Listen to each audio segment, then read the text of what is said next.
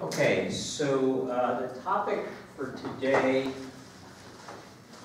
is the vector dot product.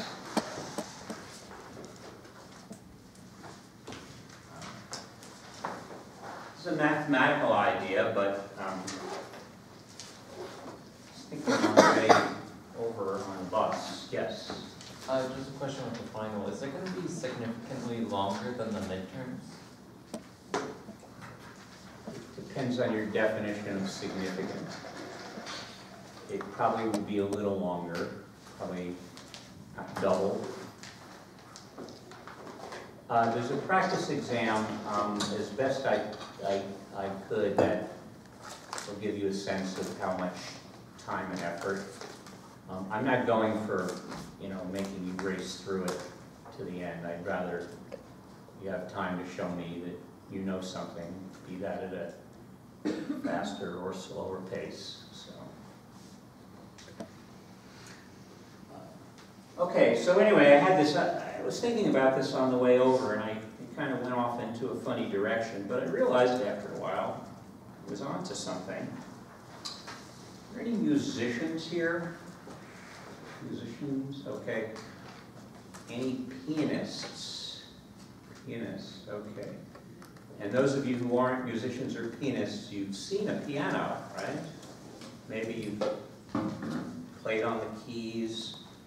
Does everyone know what I think it's called the loud pedal? Is that what they call it? Where you push down on a pedal and it takes the dampers off the strings, right? Okay.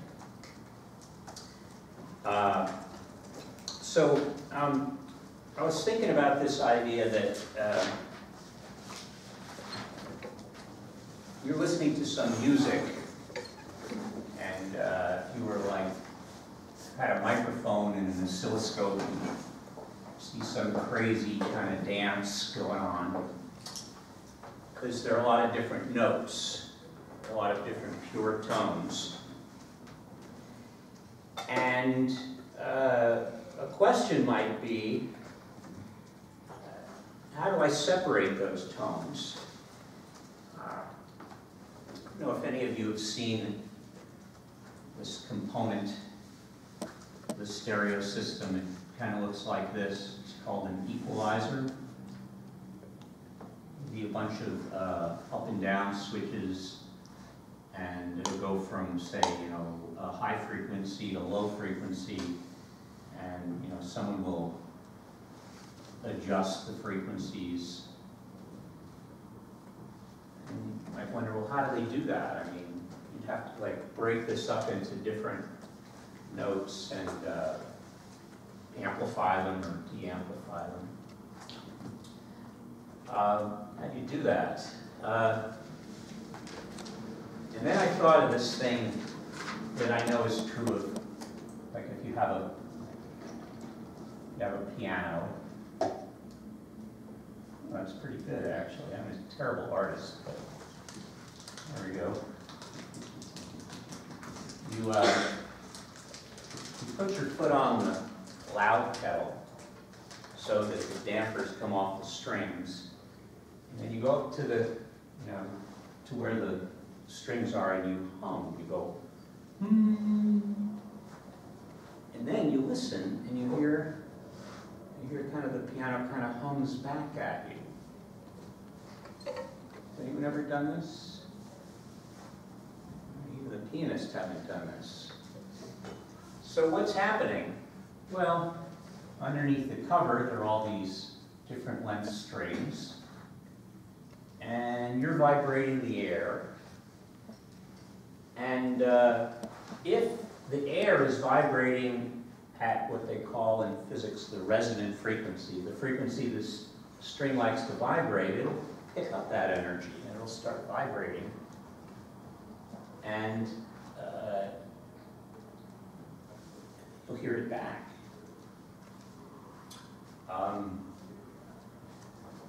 If you just go up to the piano and kind of pound on it like that, you'll actually hear all the strings vibrate to some degree.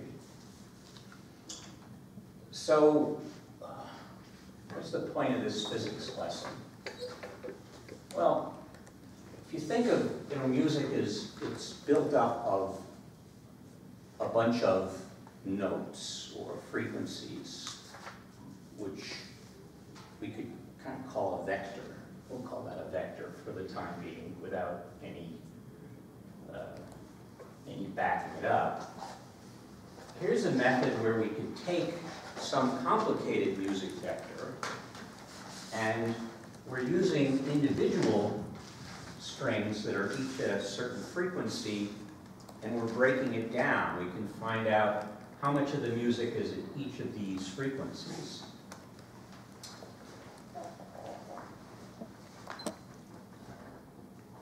It's kind of concrete, and it's not going to be immediately apparent what this has to do with the dot product.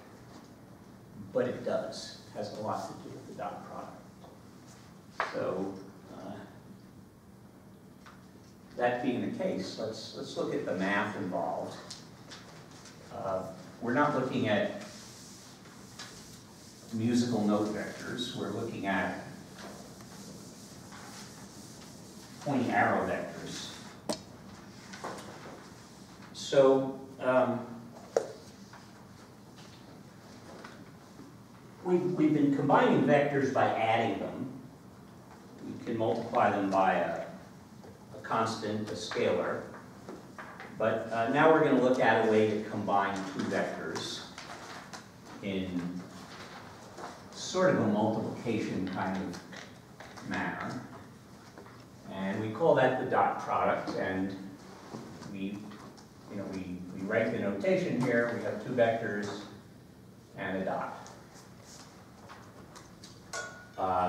The output of the dot product is the real number, or a scalar. It's not a vector.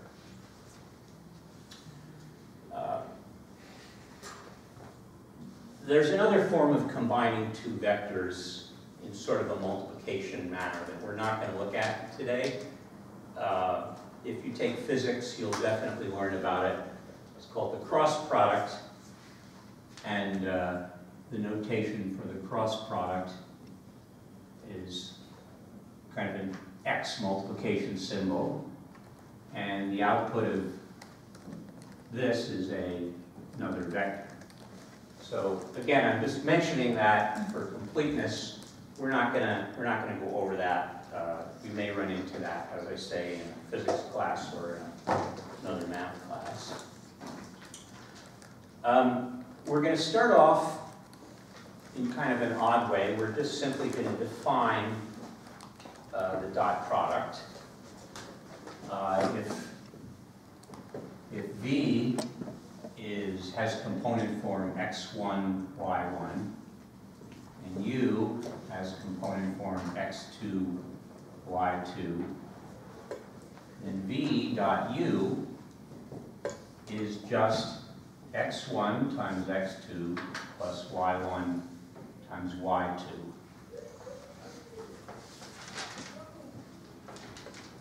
It's just a number.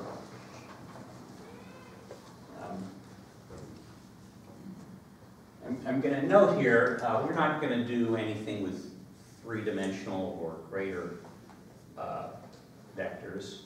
But if I had a three-dimensional vector, it would have three components. It would have a z component, and we would just add z1, z2 to get the dot product. So it generalizes very nicely.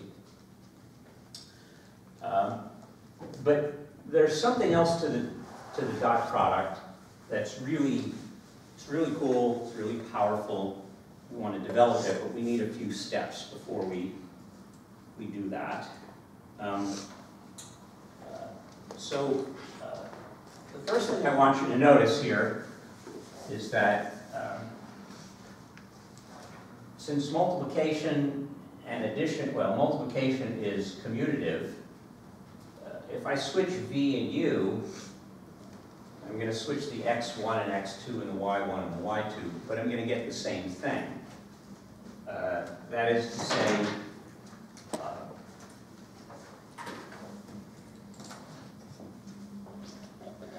dot product is commutative. I think that's pretty easy to see. Similarly, if I were to look at C times the vector V, and I dot that with U, well, V is just Cx1, Cx2.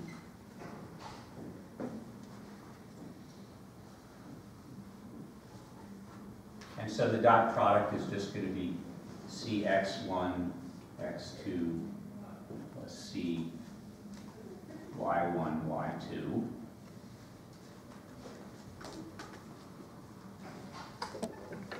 But that's just C times V dot U. And similarly, if you rearrange this, you can see that's just V times C dot, V dot C times U. So scalar multiplication is commutative with the dot product. I'm just going to repeat that here.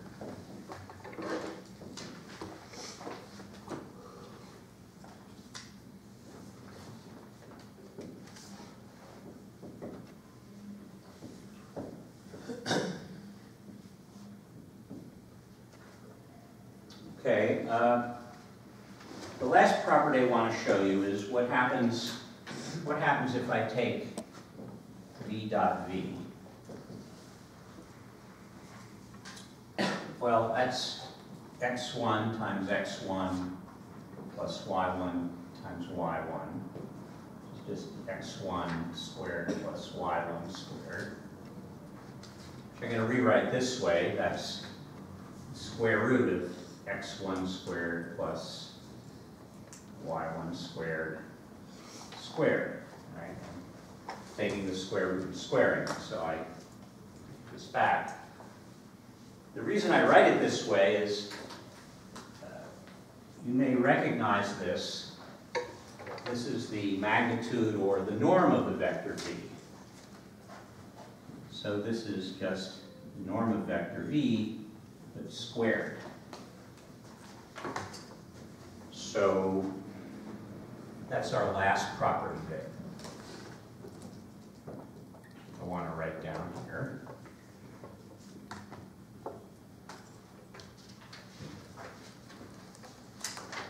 All right, that's the background we need to develop this most useful feature of the dot product. But as often is the case, you have to do a little algebra. And actually, we're going to start with a little geometry here. I'm just going to draw two vectors here, V and U. And I want you to notice that the vector U minus V is just this vector here. In other words, if I took minus V and added it to U, I'm not drawing this very well, am I? I added this to U, I would get, well, this is what I would get. You can recall that if I draw the full parallelogram, one of these diagonals is the sum, and this one is the difference. All right, I don't want to crowd this diagram here. This is U minus V. What we're going to do with this diagram is we're going to apply our law of cosines.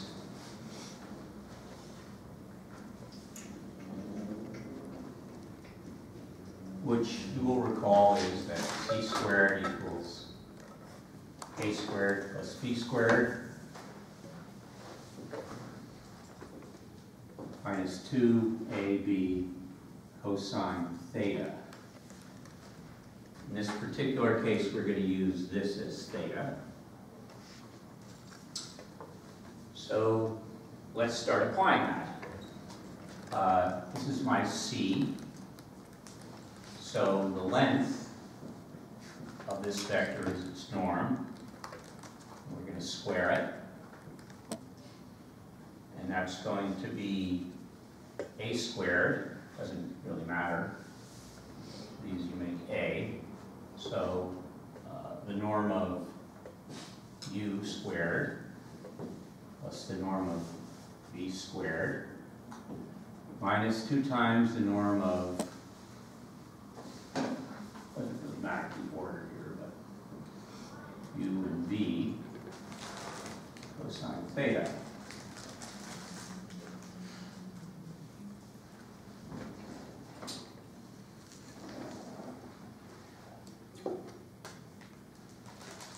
I did like sometimes you do. I went a little too fast and I left out an important property. All right, we'll try it here. If I have v plus u, and I dot that with some third vector w, well, this would be kind of a little tedious proof. You might want to work it through yourself. But this is going to come out to be the same as v dot w plus u dot w. That is to say, the dot product distributes over the sum of vectors. It's important I left that off because right now I need to apply this here. Again, we saw that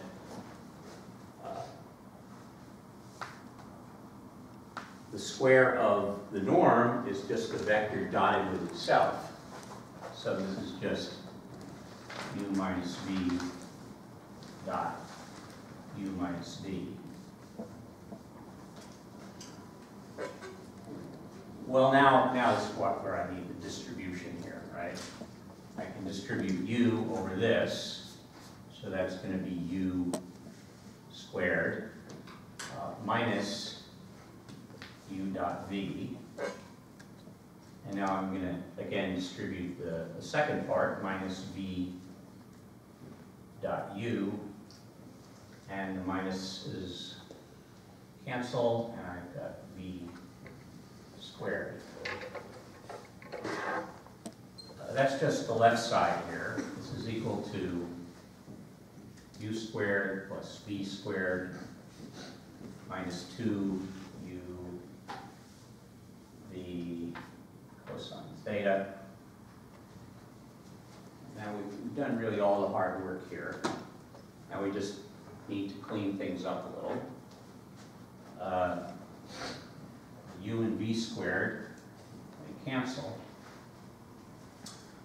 Since this is commutative, we have minus 2 u dot v equals minus 2 u v cosine theta.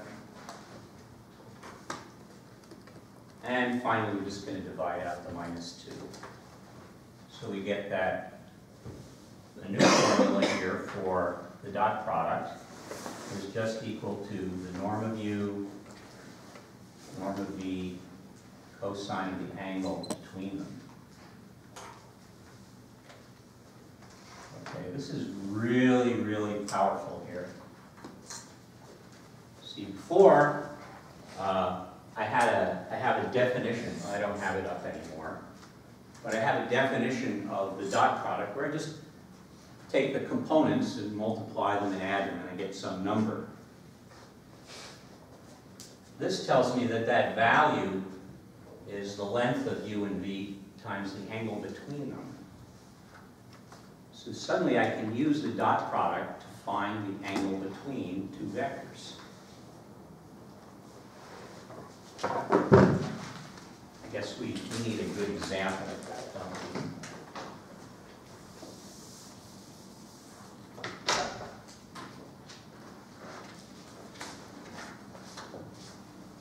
let's take b equal to 2 minus 8, and u equal 3 comma 5. Okay, these are just two vectors. Just take a look. 1, 2, minus 8, that's like down here. And 1, 2, 3, 5, that's over here. And we're going to find this angle theta here. Okay, b dot u, that's pretty easy. That's 2 times 3 plus 5 times negative 8. So 6 plus minus 40 is minus 34.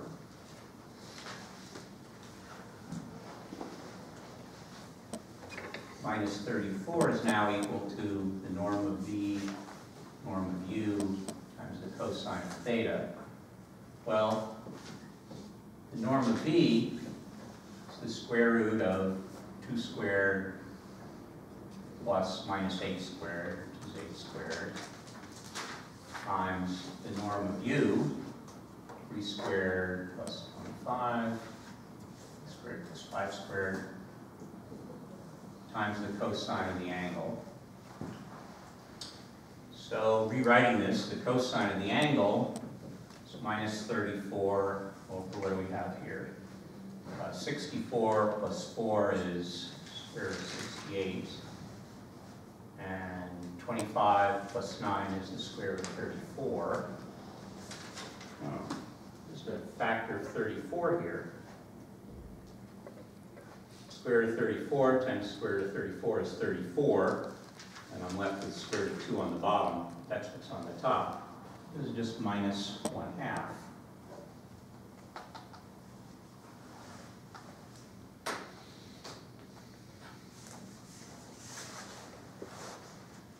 So my cosine is minus 1/2. That means I'm what over here, 45 degrees from this angle, or from this. So that's, gives me theta is 135 degrees, or 3 pi over 4.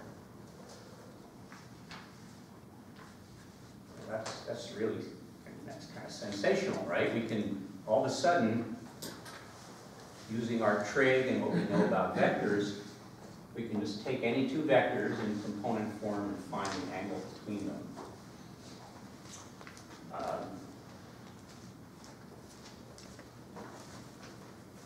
Let's take one more example because there's something new here.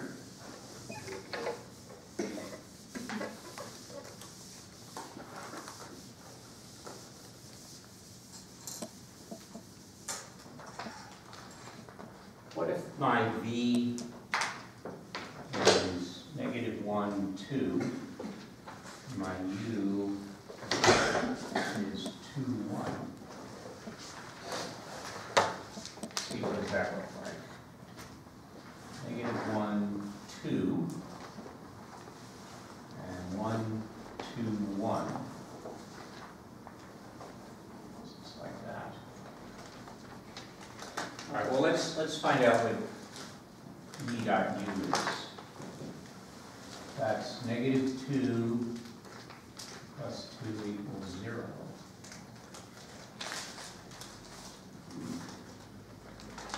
Well, that's equal to norm of v, norm of u, cosine of theta. But I can divide through by these, and I can just see that the cosine of theta is 0. So where is the cosine of theta 0?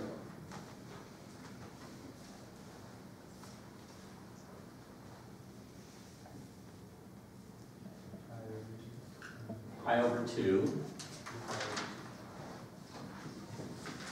3 pi over 2. Well, those two angles have a kind of a geometric meaning. Right? I mean, they're perpendicular. It kind of goes along with this, right? here V is parallel, and the dot product is just the square of its length. But if I dot V and a vector we'll call V perpendicular, that's always going to be 0.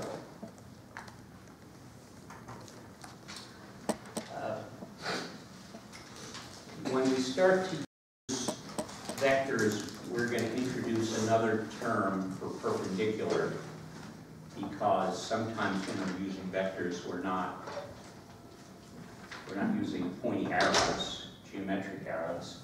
We're going to use the term perpendicular.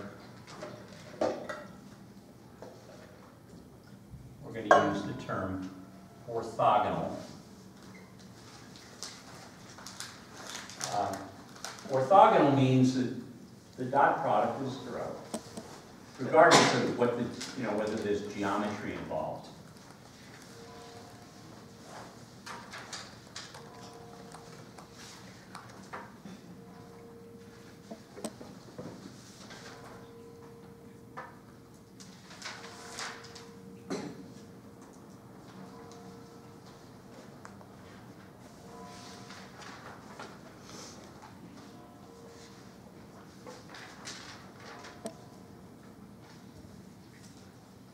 I'm going to get to that piano thing, but first there's a few more ideas we need.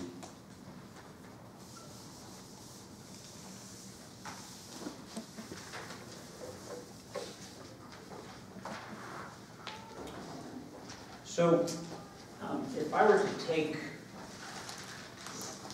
a vector V and some vector U here, and I was to draw a perpendicular down from the tip of V to U at a right angle.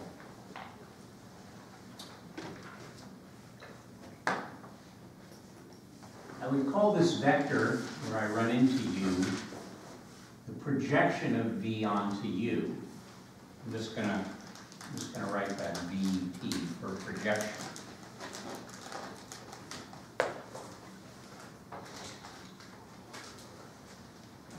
Call the angle theta. So it's worth noting that the length of V, its norm, times the cosine theta is equal to the length of this so-called projected vector. That's the length of the projected vector, but its direction is in the direction of U. Well, how can we express that? Well, if U were a unit vector, I could just multiply it by U. I could just multiply V, the norm of VP times U, and I would get this vector VP. Right? VP equals the norm of vector P times, we call it U unit. Well, how do I get U unit? Does anyone recall how I can make U into a unit vector? I mean, U has some length. It's norm. If I just divide U by its length, I'll get a vector of length 1. Right? So this is my U unit. So here I have my projected vector is the norm of this vector times U over the norm of U. But what did I decide this was? This is the norm of V times the cosine theta. So there my projected vector is what? norm of V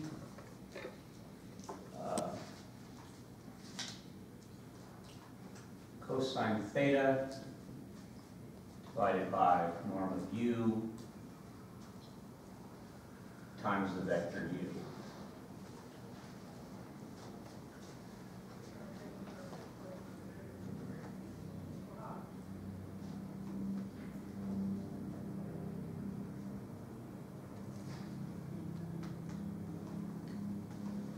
Well, I want to multiply the top and bottom here by the norm of U. We'll see why.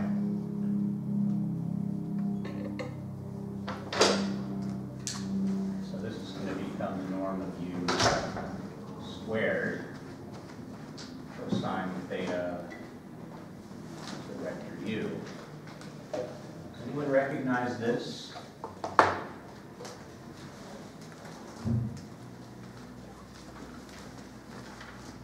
It's the norm of V times the norm of U times the cosine of theta.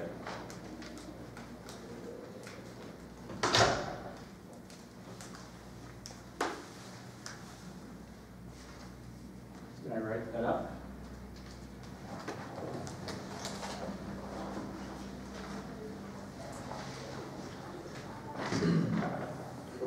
That's just my dot product.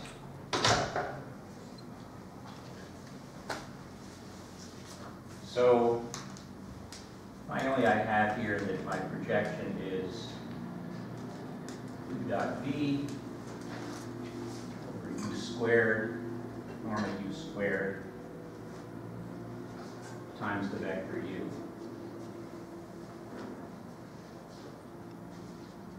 I guess I should write that over here.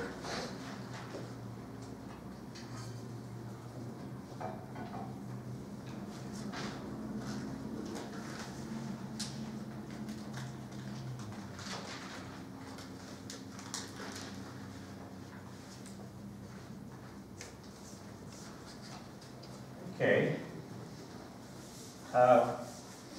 What is this good for? Well,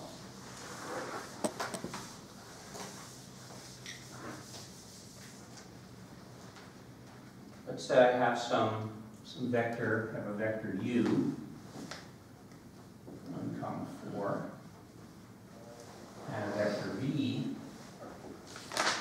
-2, 1. And I want to find out what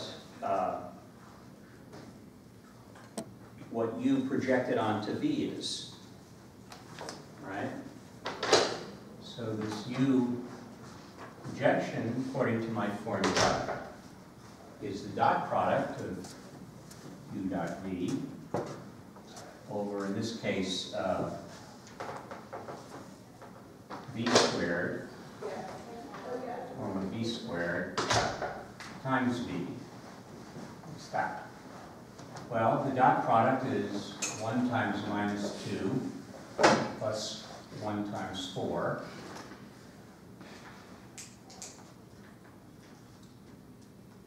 The norm of V, that's square root of -2 squared, which is 4 plus 1, and squared. And all this times this vector V, -2, 1. All right, let's simplify this. This is 2 over the square root of 5 squared, which is -2, 1. So this is just -4/5 and 2/5.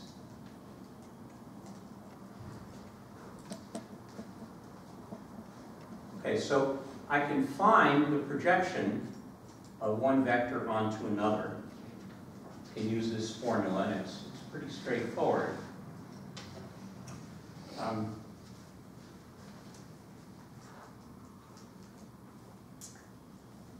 Now I have to remind you of something we did on Friday. We had a special set of vectors. We had a vector I and a vector j. I was 1, 0, and j was 0, 1. And these are unit vectors. their length is 1. So if I want to project something onto I and j, that is, I have some vector here, and I want to project it onto I, that's the x-axis, right? How would I do that? Here's my vector v.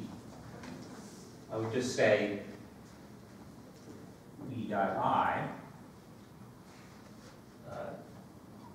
That would be the length of this vector here. And if I want to project it onto j, well, I guess I should write this out. Vector v projected onto I is going to be what? It's going to be v dot I over the norm of I squared times I.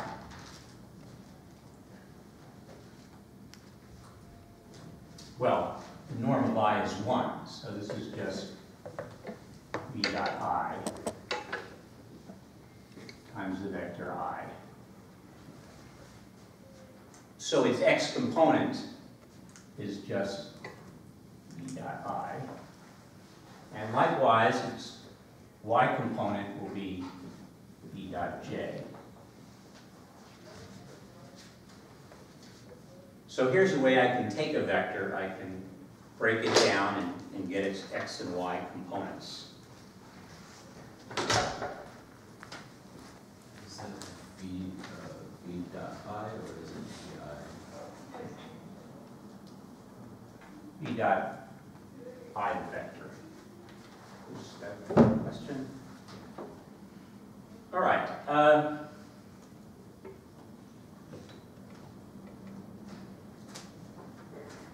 Back to the piano for a second. Yes? So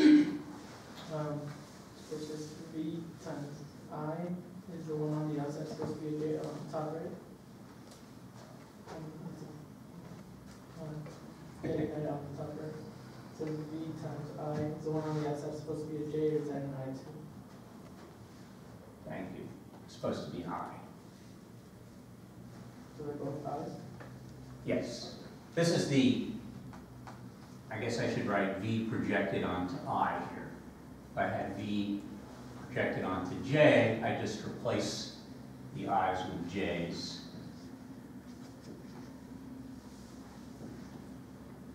Which is just v dot j times j. Okay. What does this have to do with the piano?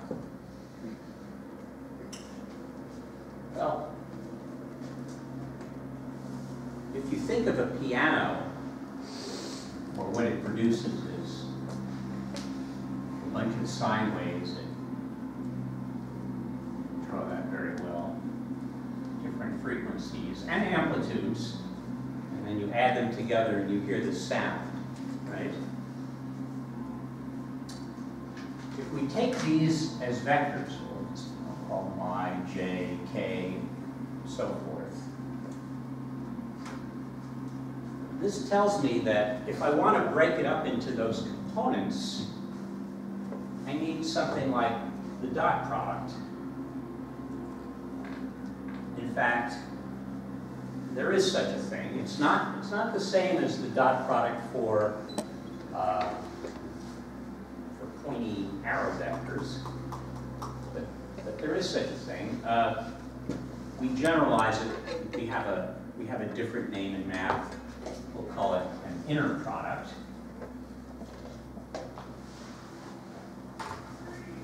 That is, the dot product is an inner product. But when I need to decompose this music, right, I need to decompose it in my equalizer as an inner product.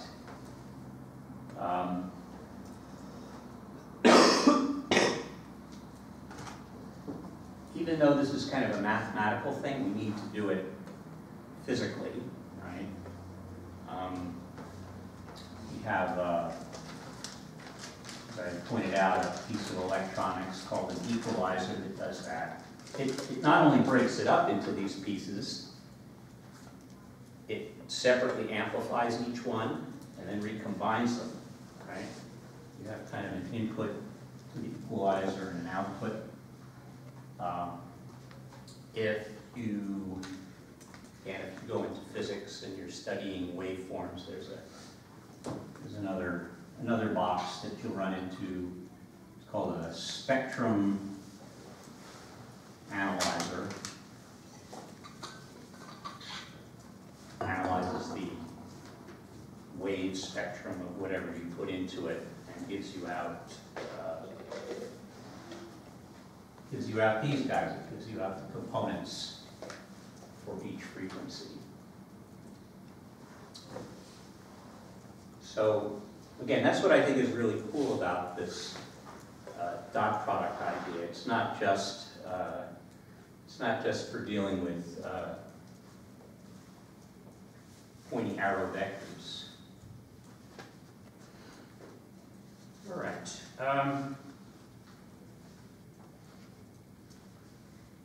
I had a little more I want to say. Just again, this isn't important you absorb this exactly. It's just kind of just going to point an arrow, not a vector, an arrow towards something you may, if you're interested in math, you might find interesting.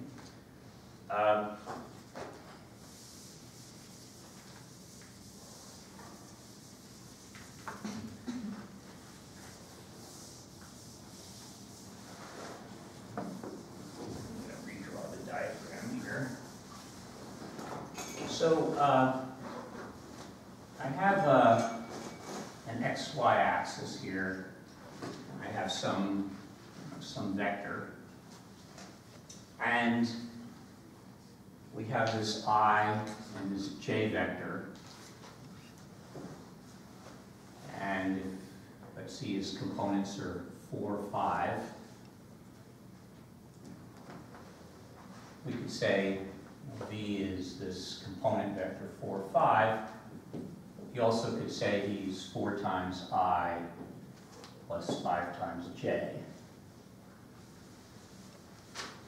Well, this I and j are kind of intimately associated with x and y here, right? If I wasn't pointed along x and j wasn't pointed along y, we wouldn't have this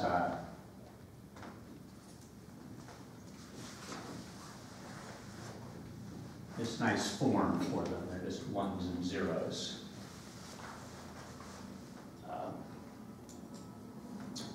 Well, if you think about it, any vector could be put in this form, right?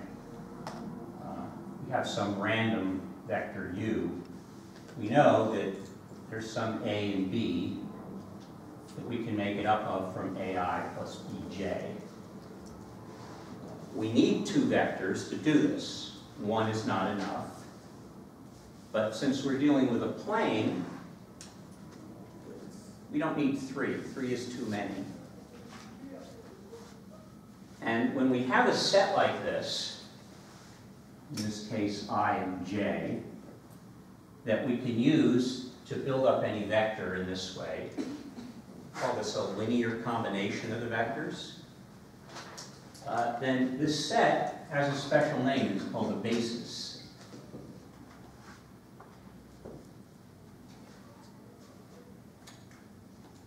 The thing about it is, I and j are not the only basis we could use. Let me give you an example of a different basis. I have, I don't know, we'll call it G.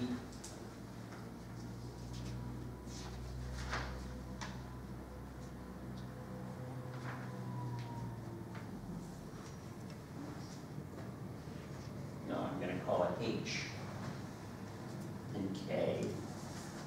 I have a set of vectors H and K, right? And what is this set? This is 1, 1, 1, negative 1.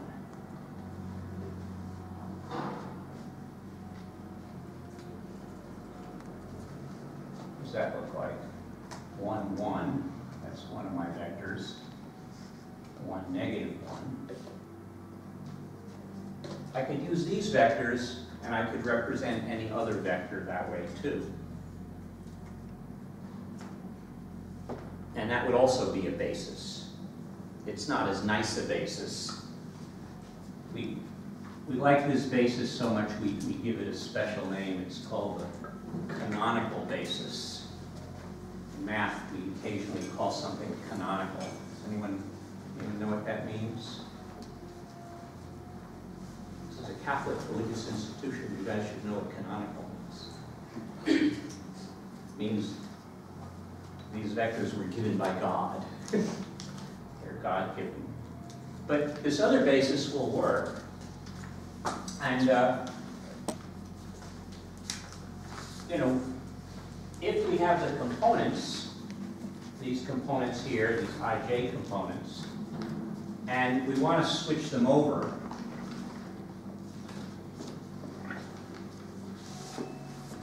to some h and k components,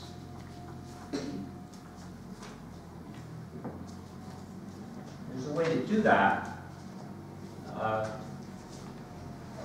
It involves doing something we call a linear transformation, something you might have heard of before, which we represent as a matrix. Okay, I'm not going to get into matrices. I'm going to cut things short, and I'm just going to say this is the subject, the study of the subject of linear transformations is the study of a subject you may take at the school called linear algebra.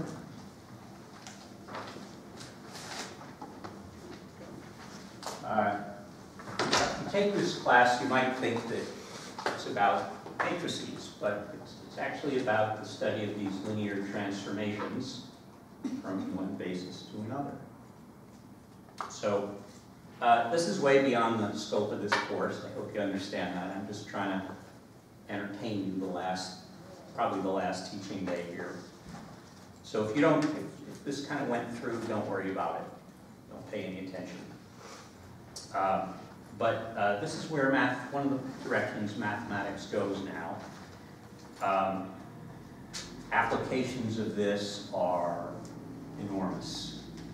I already mentioned spectrum analyzers and decomposing music. If you are interested in computer science and you're interested, let's make some room here, you're interested in graphics, maybe 3D graphics. So you have a screen here which is 2D, and you have some 3D world out here. Maybe there's some trees. You just have a model, 3D model, and you want to project this onto a screen, right? How do you do that? Well, you do it with a linear transformation. Now, if you want to move around in this world, you have to kind of rotate this, or move your screen closer to it, change the perspective. It's a linear transformation. Those of you who've done a lot of computer science work might know that in your computer, you'll have a graphics card. And it used to be all the graphics card did is let you put something on the screen. But nowadays, they will have a little engine in there, a little graphics engine. And you'll communicate with that graphics engine either, I think with Windows, it's DirectX. And if you use anything else, it's probably something called OpenGL.